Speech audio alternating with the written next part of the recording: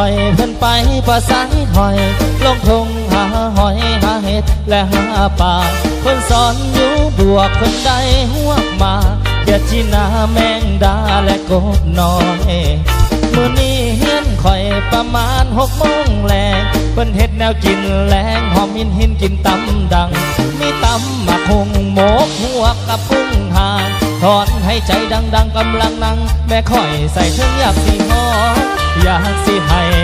เพิ่นบอกให้ป่อไปเอาห่อหมกหัวให้ป้าสากอนเบิ่งไปหอดเงินป้าเอิ้นหาป้ามากะหอมป้าเฮาบ่อยู่บ้านห่อหมกหัวเอาไปฝากป้า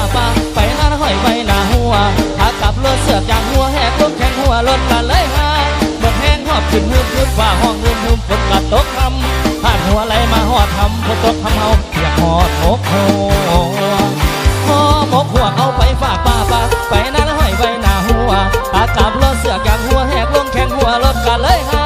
เบิ่งแห้งหอบขึ้นฮึบว่าห้องฮึมฝนกัดตกคำผ่านหัวไหลมาหอดทำฝนตกคำเฮาเปียกหอดหมกหัวมาให้หน่อยแท้เฮ้เฮ้เฮ้เฮ้แล้วมันสิให้บ่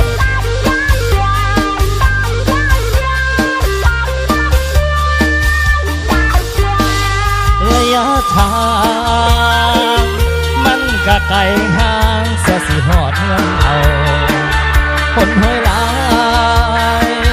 ผู้อยู่ดอกว่าเป็นลูกใส่เอาคงสิหาเลิกเฮากะหางจูงมา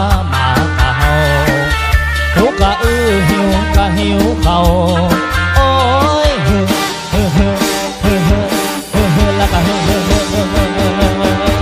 ห่อหมกหัวเอาไปฝากป้า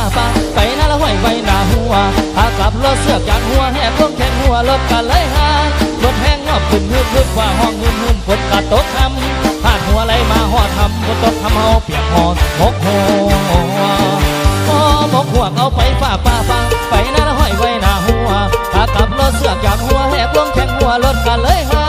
รถแห้งงอบขึ้นฮึบว่าห้องฮึมฝนกัดตกคำผ่านหัวไหลมาหอดทำฝนตกคำเฮาเปียกหอดหมกหัวทำหอดน้ำหอหมกหัวมาอยู่แข่งหัวน้ำหอมหน้าดูห้วยป้าเล้าหูบ่หูว่าเฮาหอมหมกหัวไฟ